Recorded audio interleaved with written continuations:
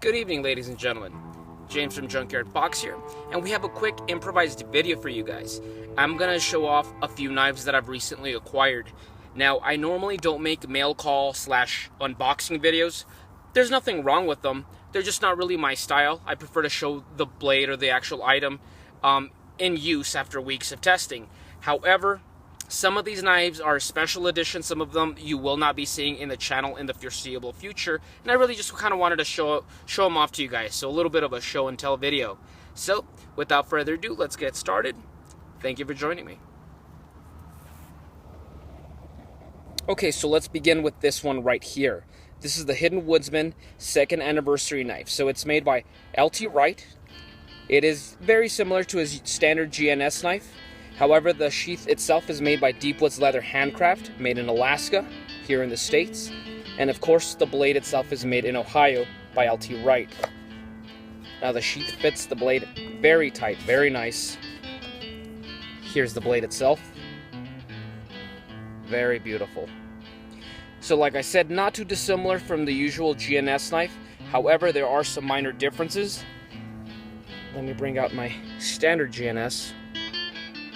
So the scales, for example, they're a little different. They have a thumb ramp right here. They are also a little bit wider because there are some tanned liners on the knife. Same Coke bottle scales, however, check out the handles. They're just a little wider, a little bit more luxurious. Let's take a look at the blade. Scandinavian grind. 90-degree spine, 01 tool steel. This one has the Hidden Woodsman logo on this side, and on the other side it has the Wright pout house. Now this one was just limited edition. There was only 50 of these made. I got number 21. And Deepwood's Leather also offered a little patch here, a Hidden Woodsman leather patch. I would like to sew this onto my coat. That would be really cool. So very nice. So this knife right here, guys, you know, it's limited edition. I already have GNS, so I'm not going to be using this out in the field. That's mainly why I'm making this video, to show this off to you guys, because it's just so beautiful. I'm going to just keep it at home. Now, who knows, maybe I'll surprise you guys soon and I'll use it. However, for the most part, it's just going to be kept away at home in display. Now, I don't need this knife, of course. Like I said, I already have a GNS knife. However, I really just wanted to support these companies, these small American companies who are just making quality products, and they've been nothing but great for me. They've, you know, the Hidden Woodsman, Malcolm is a buddy of mine, and Wright, you know, they're very friendly. You know, they're just, you know, there's a lot of people out there, a lot of businesses, and they make a lot of quality products. However, their customer service, dare I say, even their manners, seem to be lacking nowadays.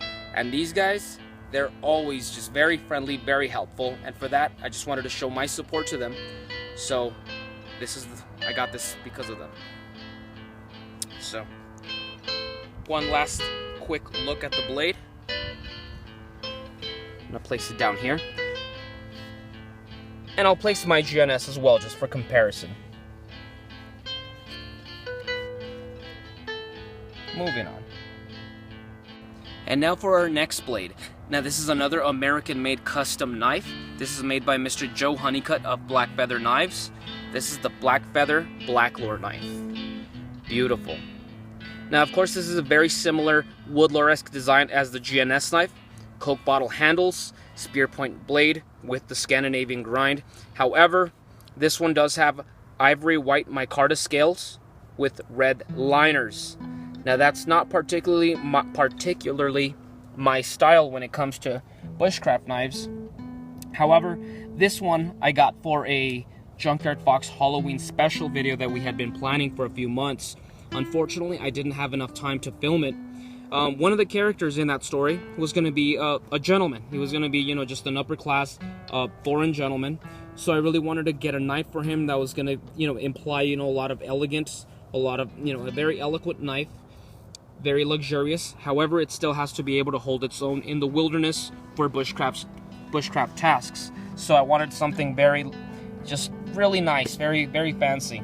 And I first saw a knife very similar to this, which is the first Woodlore, in the Gauntlet YouTube reviews with the white handles and the red liners, and I just fell in love with it. I thought that would have been a perfect knife for that character, for that story.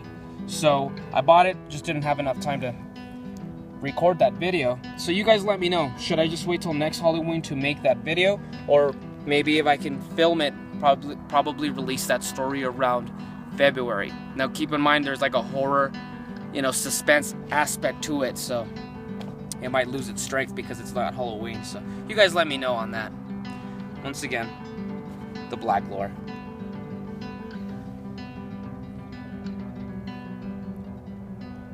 Now for this next knife, you've already seen it before. I showed it in my updated EDC video I made about 3 weeks back, and that is the Morakniv Garberg knife.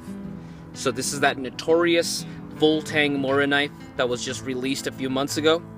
I'll be honest, I can care less about a Mora being full tang. I think Moras are great the way they are. But I'm really liking this knife. I'm just a big fan of Moras, so I just wanted to test out the new model. And the handle is very comfortable. At first I thought it would have been, it looked a little too generic in the images, but it feels really great. I have no hot spots on it. It has a pommel, so that's really cool. So, it's a stainless type of steel. That's something new for me as well, because I'm more of a carbon guy. So there was definitely a hole there in my equipment where I could have used something of a stainless knife. You never know if I'm in a high moisture in my environment. This is the knife I would go for. And the pommel would just be really cool. Say I'm out in the wilderness, somewhere in a wet environment, a marsh or a swamp. This can help me, just crush some shellfish, something like that, some mussels. So really simple sheath, but I really like it. So I'm planning a review for this blade sometime come around springtime. So just need a couple more months to test it out. But so far I'm really liking it. And I got mine for like $70. So those that are complaining that this knife's too expensive for $100, I don't think you have to find it for $100. Just look for a good deal. Now, of course, this one, as I said, was about $70. These two up here were over $200. I'm well aware there's going to be some people watching that, to them, that's mind-boggling to spend that amount of money on a knife. Whether you're a 16-year-old kid that, doesn't have a job yet, you're just saving up your allowance money to get started onto some outdoors adventures, or, you're a grown adult and you have kids and a mortgage payment and you just can't be, you're not going to be dropping that amount of money for a knife. I perfectly get that. So this upcoming knife is going to be perfect for you guys. And this is the Mora Companion HD. So this knife runs you about $20. So it's very affordable, very high quality knife. Just the handle is rubber and plastic, very comfortable to hold, very lightweight, and it's a great knife to get started with. So it has a sharp Scandinavian grind. Now, of course, the only thing that you do need to upgrade on this is the spine itself is round, so you'd have to just file it down so you can strike a ferro rod. It only takes about a minute, and then it's ready to go. Now, this one already did come filed down because this was sent to me by my buddy Stephen Young, and he's starting an Etsy company called Brady Survival Gear. So he sent this to me along with some other items. Keep an eye out for that video coming up sometime this upcoming month. And just an excellent blade. So anyone out there looking to, get your first knife, I understand it can be a little confusing, a little intimidating. This is a great way to start. $20 knife. The sheath is very simple, plastic. It's not going to be winning any, beauty contests anytime soon, but it works just fine. Holds the blade in place. And for $20, you can't beat that. This knife definitely deserves to be up here with all these other ones. Excellent.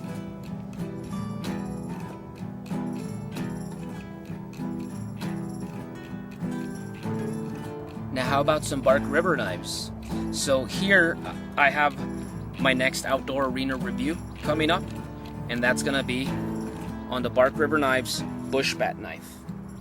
Now, I know you guys know where this knife came from. This knife was designed, for those of you who don't know, by Mr. Chris Tanner from Prepared Mind 101.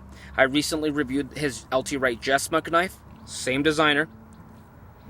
Now, this one is a new one for me. One, I've never tried a Bark River knife before. Two, I've never tested a knife with a karambit style handle. So this handle right here is designed to be more of a self-defense tactical weapon. So something, you know, you're gonna get mugged, something like that, where, you know, things go down. This is a knife, perfect knife for that. Of course, the shape itself for the blade is a little bit more, something we're more used to, you know, something more of a bushcraft knife with that Scandinavian grind. Well, this one's a Scandivex. So it's definitely a unique knife. It's the first one for me. And it's also A2 tool steel. I've never tried that steel before. So I'm going to be testing this knife for the next few weeks. Keep an eye out open for that review coming soon. So I'm going to place it here. So definitely the most unique looking of all the knives I have so far.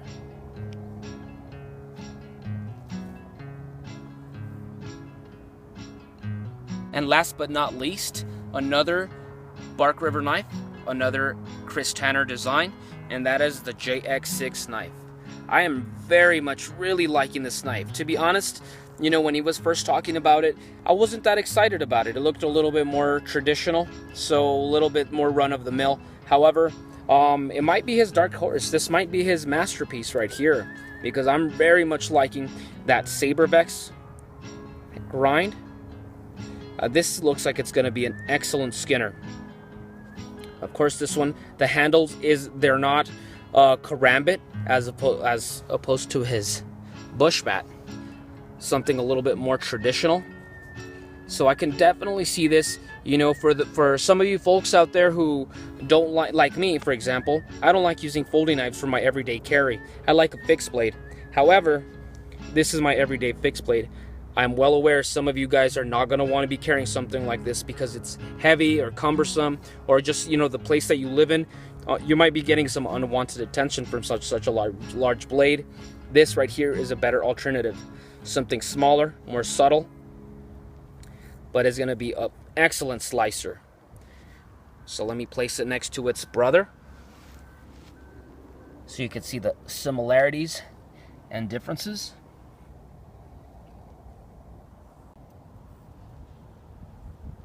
Well, that was just a quick rundown of the knives that I have. Of course, like I said, some of them you will not be seeing anytime soon, and some of them I do have some reviews coming up. So let me know, what would you guys like to see for me to perform with these knives? What kind of tests would you like to see? What do we not see enough of on YouTube? So you just go ahead and comment below. You know, give me some suggestions. I'll try to see what I can do there. And how about that white knife, the Blackfeather? Would you like to still see me make that Halloween video? That horror video maybe sometime soon, or maybe just wait for next year? You let me know on that as well. Okay, so that's about the conclusion of this video, guys. It wasn't anything terribly complicated. It's just basically a quick show and tell. So thank you for watching. If you like this video, go ahead and give me a thumbs up. Subscribe to my channel if you haven't yet to keep up with my adventures. And I'll see you guys next week with another video. Now go outside and get your boots dirty.